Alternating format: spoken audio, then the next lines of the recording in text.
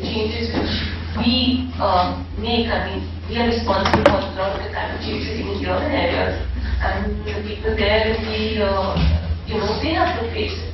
So he should be the expert on that. So similarly, all of you, I wish I had time, at least some of you tell me your work. I'm really so excited with the kind of original work that you're doing. Please, and don't wait for the thesis. Start talking about it now. Start writing, any journal, any medical journal, opinion pieces. Don't think it's unimportant. People have to know about your work.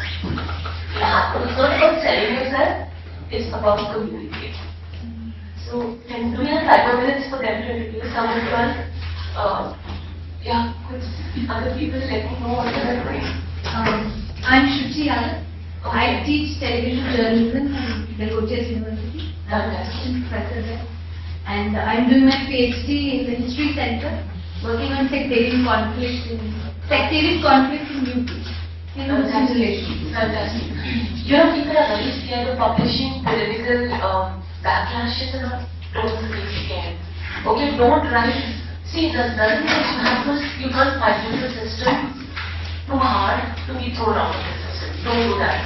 Okay, because you have to be within the system to try and make changes within that system. So do it lightly, do it mildly initially, but communicate your findings out. And especially reach out to people. If you don't reach out, nobody is going to come to you. So nobody knows that. On that stage, contact, and especially there are some newspapers today who are looking for people who are experts. And unfortunately, a lot of papers like India and Hindustan are more going the marketing page or ads way. But there are papers like the Hindu, who still really value good handwritten pieces. And learn to communicate. We all have that communication center. Communication center, don't wait till the end, start communicating. I know we don't have time, I just I'd like to go through each person's work. It's so exciting to know so many PhD students here. Gosh, the kind of difference you can make to the first lecture. I'm Nadia from Aligarh University, and I'm pursuing my PhD in Department of Sociology. My topic of research is pregnancy, childbirth, and social capital. Actually, I'm trying to find out studying the healthcare practices from sociological perspective. Fantastic. Another thing is which I know which you are already doing is that a lot of work has been done in that field, and I think one of the alumni of Jamia, Dr. Tulsi Patel, has done a lot of work. So you should know exactly how much work has been done, and you are the authority, and now take it ahead. Again, as I said, and when you're communicating, it's not just communicating in English, communicate in as many local languages as possible, because that's to reach out. So fantastic, like that.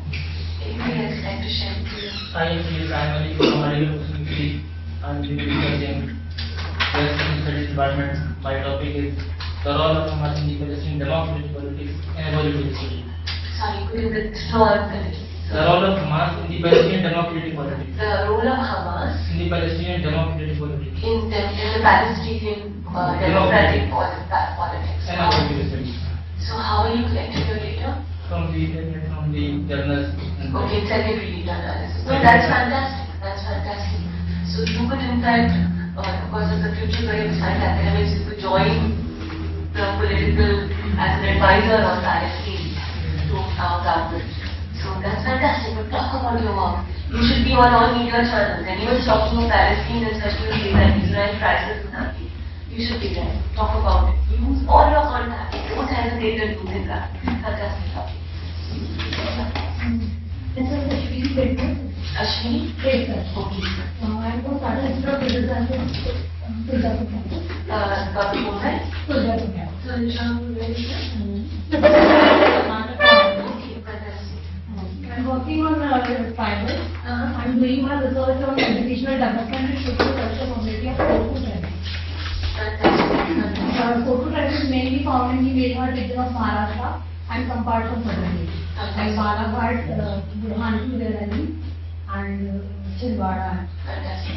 Also, another thing which lies for publications and that journals is break up your thing into very small research questions. Focus. So as soon as you start focusing and decreasing number of variables, your chances of being able to publish out. What happens when you're doing a PhD happen me said, Dr. Das was one of my guides for my PhD back in the 90s, was that you kind of get engulfed in your work. You know, there's so much which is happening all around that you get engulfed. And that's the reason why another thing you need to do is start presenting your work. Because whenever you're presenting, your mind helps you clarify, feel it, and people will question you. When people question you, you say, hey, yes, this perspective is important. And you will help kind of segregate and write. But look at, fish for opportunities. Tell them I'm doing this work, give me a chance to present my work. Go out, all of you, go out and present your work. Because as you start presenting, your ideas for paper will come out as you break up your topics into very small areas. Fantastic. Anybody else? Yeah. My name is Jyoti Kaushik. I'm a psychologist and basically I'm a management background. And my topic is identification and analysis of emotions of a patient among employers management institutions. So that means you've gone with an assumption that there is an emotional suffocation happening. Yes, ma'am. And how are you going to define it? Emotional suffocation means, suppose for example, you are work here, you are in a relationship, you are not happy, but still you are, and that is get emotional suffocation. Yeah, so excellent, that's a new thing to look at, but again, have your definition is very clear. Because otherwise, people will question you. And that means whatever data you're collecting, you're looking at it through a psychological lens. And make sure that your methodology is aligned with your question. That's really, really important. I'm an editor on many journals, and 90% of the articles get rejected in the first 48 hours by the editor. And one of the main bases which happens is the first thing they see, is this the right methodology to answer your research question? If you've goofed up there, you can never correct that at the end of the research. Okay, so even at the state of your methodology, talk openly, don't hesitate to talk. If you know everything, you wouldn't be doing your PhD. You would be in the position of a vice chancellor or a chancellor. Okay? So don't hesitate in talking. Present your work, present your methodology, and help clean up your research question. Anything else? What time is it? I think it's start now. But it's the time. Okay, one more. Because I'm really excited by the kind of work. I mean, this is a fantastic opportunity for me to get to interact with so many PhD scholars. That's really from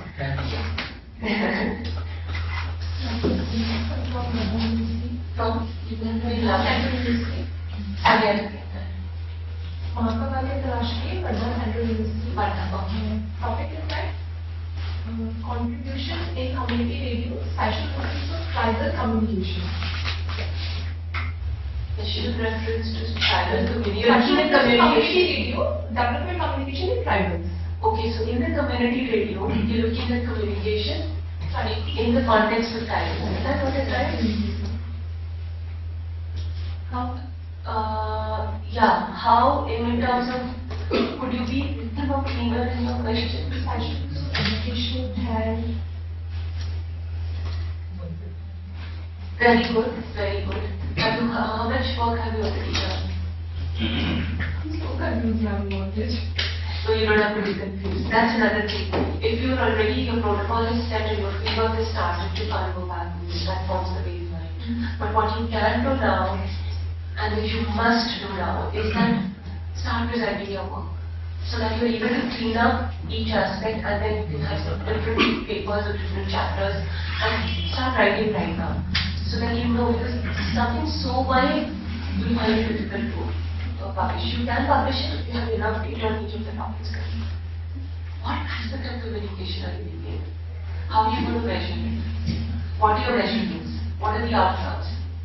Okay. Is it an exploratory study? Is it an inferential study? Are you looking at some kind of a cause-effect relationship? Be clear on what you're looking at, how you're going to measure, and what is the international work which is already being done? If you are using a different methodology which has already been used before, why are you using a different methodology?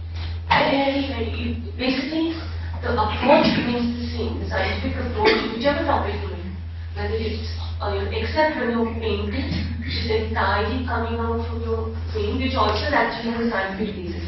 There's a lot of mathematical, physiological algorithms which are happening in the mind. But the rest, the approach has to be rigorous. The approach has to be scientific. Okay? Fine, so let me start off.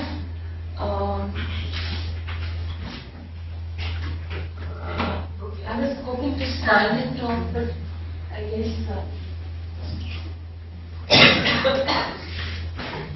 Can we stay what are we down? Yeah? Or should I try and use the mic?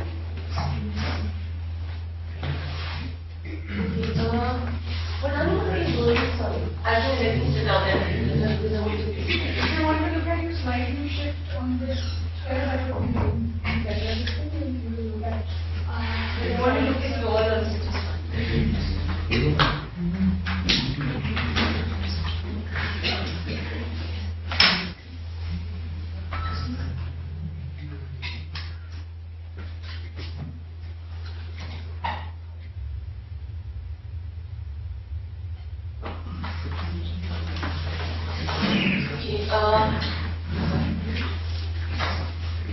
I want to stand up, but I'm just wondering if you're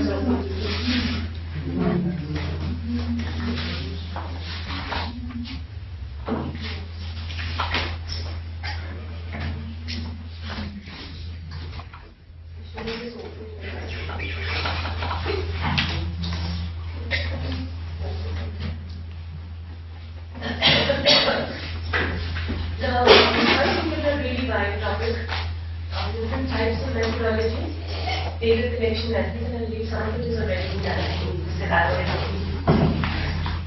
And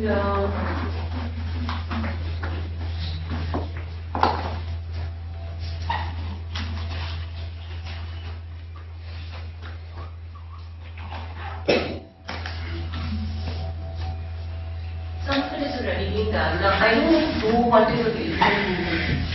Google has such a powerful engine, which is not there in our time, which we have to do a lot of reading the library, a lot of it is available to the desktop. It actually made a lot of difference to us. The thing is that you need to reach the depth as and so what I'm going to be doing is, I'm from a medical background, public health background, and I'm going to be giving you few examples which some of you may already know. Simplified and simple language to communicate my messages across.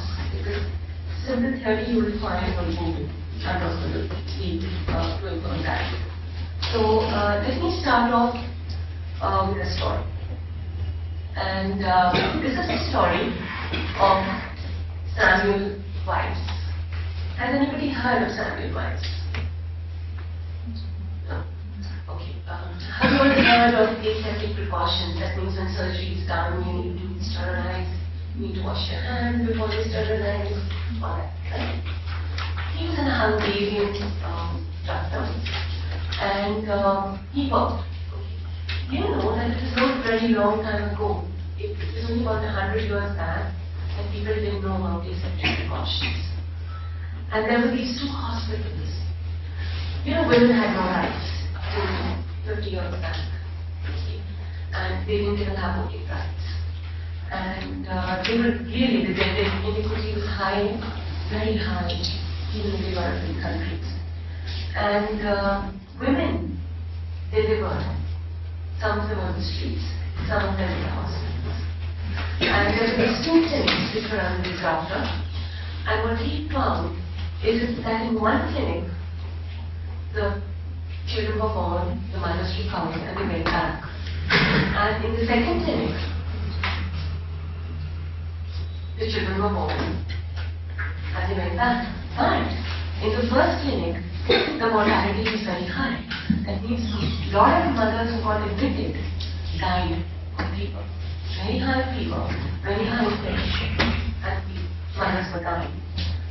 It came to a stage where the mothers would implore the doctors, because they were randomly sent either to the first clinic or the second clinic. They would implore the doctors, send me to the second clinic. I don't want to go to the first clinic because they said we had a bad reputation in the first clinic. Not superstition, this is what they got. Okay? In fact, the same way, what they did at times is, they knew if their turn was to go to the first clinic, they would prefer to deliver on the road and tell the doctor that we delivered when we were coming, we had overcome. Because the rates of death were so high in the first clinic. Samuel Weiss was one of the doctors, rescue doctors there, and he couldn't tolerate it. He didn't know what was happening.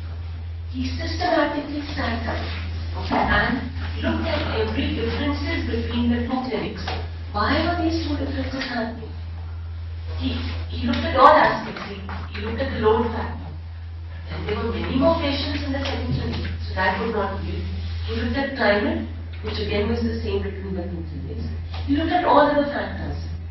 And then he found one factor which was different. What he found was that in the first clinic, it was a doctor's training clinic.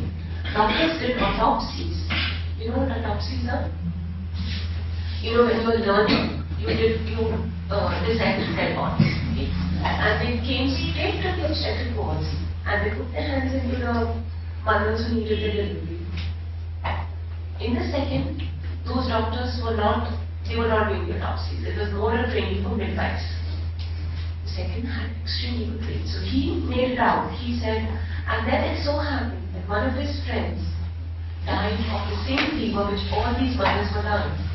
And he correlated it that she was accidentally injured with a scalpel. Do you know what a scalpel is? A scalpel is used for anatomy. Anatomy? Corpses.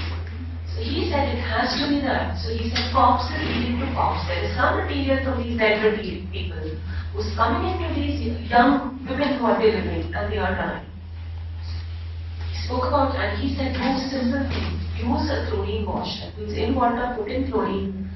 He told the junior doctors, put in your hands into the chlorine wash, and only after that you're supposed to put in your hands into the mother. And when he did that, the rates of death came down. Unfortunately, he didn't talk about his findings. He didn't communicate his findings to other people. Okay, he just spoke about them, but he didn't communicate it to the larger audience. He was ostracized. Only his junior students, some of them wrote about it. But since he had not directly communicated to the senior doctor there, so he sort of broadly believed it, and it became an ego problem. He died ostracized. He was thrown out of his job. And he almost became mad because and when he left that hospital, the rates of death went up again. But since there was little communication, nobody knew about it. And at the end of his life, a couple of years later, he almost became mad because he knew that he had this instrument and he was seeing people dying. He was put in a mental asylum and he died because he was beaten up by the prison guards.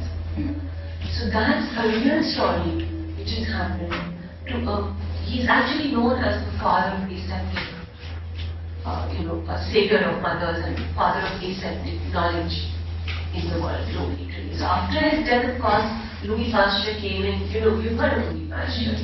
So he came up with a germ theory and then they all understood what Samuel Weiss was saying. But Samuel Weiss was dead and gone. And that's what happened. He never communicated his findings. And people didn't accept it, and he didn't personally communicate. Some of it later on he did write. He didn't personally communicate. And it's a very, very tragic end to a brilliant scientist. And because later on now they put up statues and they had commemorative stands, but nothing is dead and gone. So that's one example I wanted to share with you. And this is Samuel Weiss, which is known as the pioneer anti procedures and savior of mothers. And you can see the difference in mortality. This is the first clinic which has very high mortality, and this is the second clinic. And so he died in a deplorable and unknown hospital. But these are very extreme cases, but these are real cases. And another thing I want to introduce to another story which I want to tell you is how many of you have heard of the concept of cohort? You've all heard of it. So you have cohort studies, that means you have prospective studies which you follow up in real time, those are known as cohort studies. You have cross-sectional studies. Okay, so a lot of the field work will be probably a combination of cross-sectional and cohort. And some of it would also be a retrospective analysis. Right? So when you're doing a retrospective analysis, you can also, so you have prospective, which is cohort, and you have retrospective. These are certain concepts which are used in research methodology. So, a cohort is a group of people who share a common characteristic or experience within a defined period. So normally when you're doing scientific studies, you also need to define the period. So a lot of you, when you publish your work, you write down that, okay, done between so and so and so and so, because situations may change, people may change, populations may change. So let me tell you another story, which again, all of you are familiar with, but let me tell you how this whole thing started. For example, tobacco. How many of you all know how harmful tobacco is? Why is tobacco harmful? Because it causes cancer. Causes cancer and what else? A whole lot of other diseases, right? Lung cancer, throat cancer, about 20 different types of cancer, stomach cancer, buccal cancer, whole lot of cancers, and even diabetes, heart attacks, strokes, blood pressure, a whole lot of stuff. So, in 1920s, cancer rates were rising in many countries. At that point, this is popularly attributable to factors like air pollution, damp climate, exhaust of motorized vehicles. Nobody exactly knew what it, but people thought it was probably all the pollution which was around us. There was no definite evidence that smoking habits were linked to malignant growths to cancer. For example, earlier, tobacco was known as very macho, masculine. Yeah, of course, now I feel people who smoke look like donkeys, I'm sorry to say. But, I mean, that's what it was. Yeah. Along came a British scientist or a doctor, known as Richard Goenka. A lot of work has been done by him, who started the world's first major medical cohort study to find out what was causing the huge surge in lung cancer. What he did is recruited 35,000 British male doctors. See, at times you have to also do what is known as a convenience exam. When he recruited British male doctors, he knew that they will give them a correct history, first of all. Okay? The other thing is he knew they will be traceable 10 years later, 20 years later, 30 years later. Unlike if you had probably just gone into one slum community. So your research question decides at times also what you select. But you also have to look at things realistically. So I'm talking about practical and applied things both together, otherwise things become very boring. So he selected male doctors, plus if there was lung cancer, it would be picked up in there. If you are a common person, maybe you will not even realize that you died of lung cancer. Okay, if you are poor, anywhere in the world. So he decided to use this, have this entire registry of British male doctors. So this study was initiated in 1951 and it was designed to be able to go to 2001. Another thing which I want to tell you is that you don't have to wait for the study to end to give us the results. When you are seeing results, this is another takeaway from this study, is when you are seeing results, you need to be analyzing, so there's a constant process of analysis which keeps happening, and you need to keep writing about it. So this study started in 1951. From 1956, it was well known, it was proved that tobacco or the smoking was causing the lung cancer. So there was convincing statistical proof that tobacco smoking increased the lung cancer. And he communicated that finding to all the doctors. Okay? It was not that he kept it away from them and he told them, we advise you to give up smoking because smoking is causing cancer. Tell me something, would it be right not to tell the doctors, or would it, because on one side people may say, if you want to understand the science, how would we understand the science if we don't know that exposure happened for so long? Not everybody develops cancer.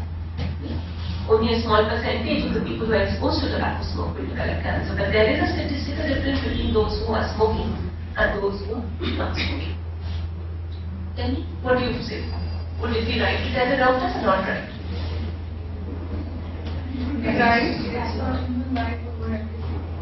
Exactly. So it's unethical not to communicate your finding into the research participants. And the research participants have to benefit from your research.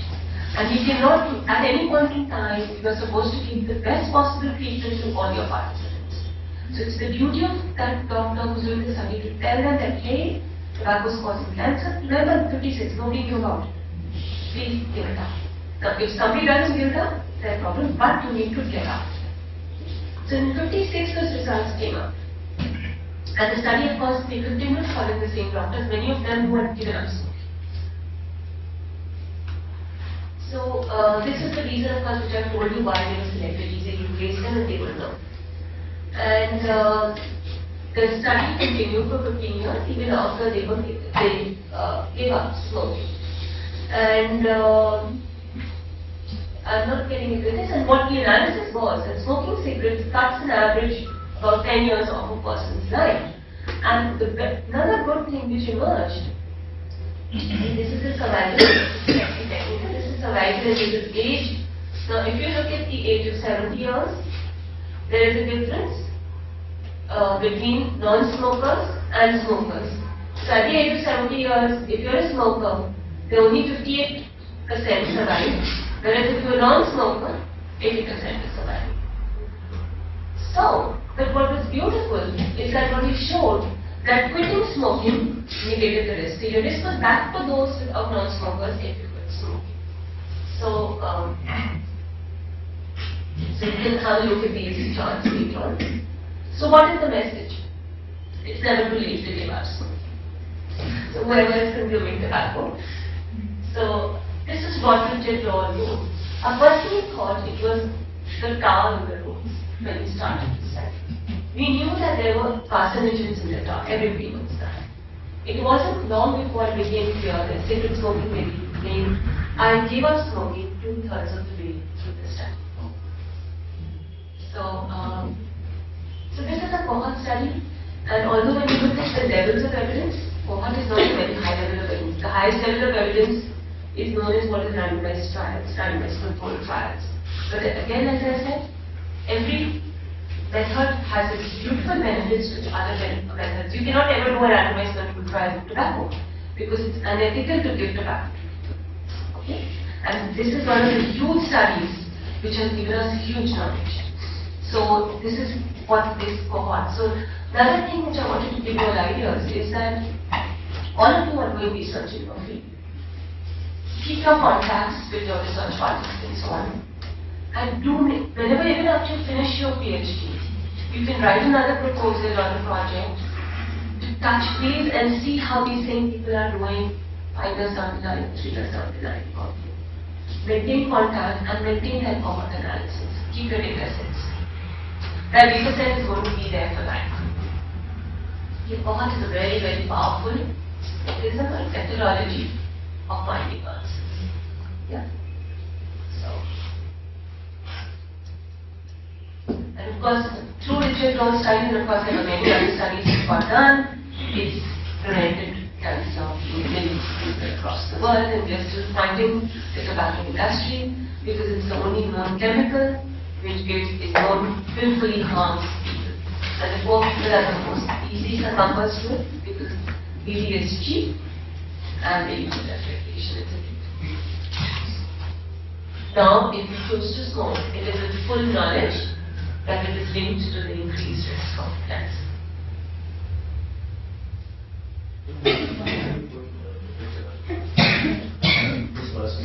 I know, I should have done, apologies. I normally shouldn't have used it, but I just wanted to use a public figure who smokes. I'm sorry if it's offended anyone. No, it's interesting. But there must be some rationale behind it. No, there's absolutely no rationale behind it. It was just, I was just looking for a public figure who smokes, who everybody would be able to associate with. So I'm sorry about that. I should be removing that photo before I send you this slide anyway. Because I'm not taking this permission, but he's a public figure, so. And I'm also sure that had he not had smoking, tobacco advertising in his hand, it not be banned, he would probably even promote tobacco products. So, I'm sorry about that. He's a fantastic person, but okay, now going back to methodology, I did some qualitative field work in the Nizamuddin slums. Nizamuddin slums is near the Nizamuddin railway station, and we have a lot of children coming from the rural villages there. And I did these interviews with 8-9-year-old children, and they had this sparkle in their eyes with a real lovely hairstyle. And they were at this NGO which gives them free food. No, food and night shelter and some basic education. They pay them 10 rupees a day. These children were ecstatic because they had come from a background where they had not seen food. They used to be eaten out at home. They had probably come on the rooftop of a train without ticket, or sleeping on the railway station, and someone could pick them up and got them here. So, and everybody was consuming tobacco, 8-9-year-old children. And I asked them, I said, where do you get the money? So they were rag pickers. And they said, every 2-3 days, we go with our sack to India Gate, we pick up all the rags and we sell them. And when we sell it, we get 50 to 60 rupees. And then some days we're able to get 80 to 90 rupees. 50 to 60 rupees, we give 10 rupees to butterfly, we are looked after. And I just use the rest of the money to buy all this. And the day we make 80-90, we also buy beers. So, and I asked them, I said, where did you learn this? And you know, at that time, I don't know how many of you have seen this film, Tere Naam, Salman Khan's film, Tere Naam. How many of you have seen that film? All of you have seen it, okay? So they've shown this Salman Khan as an actor who's smoking, who's drinking. They have glorified his hero image with all that. Of course, he changes later on in his love dies. But, and they said Salman Khan, they shifted the hair behind, and they said Salman Khan is Tere Naam. Okay, and that's when I realized the power of media. Okay, because the fact is, you know, it's very well for people to say that it's a free world, people should make their own choices, own informed choices, personal choices, you have no business to control this. But you know, where our political thing is not able to give education to 90% of our children, they are not educated on the ills and the good and the bad. And they have not seen a better life, so they are not going to use that extra money for better things. And media is what really don't have children at home. If you allow your child to be, you know, you keep out tobacco on the dining table for them to make their informed choice. No. So there are controls required. So I thought, in fact, which they have now reverted back, they banned showing tobacco consumption in films, which of course the tobacco industry is very powerful. So they made sure they got all the media, you know, lobbying done and money paid to the media for whatever needs.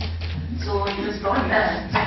Media has these film figures have a very powerful impact on our children.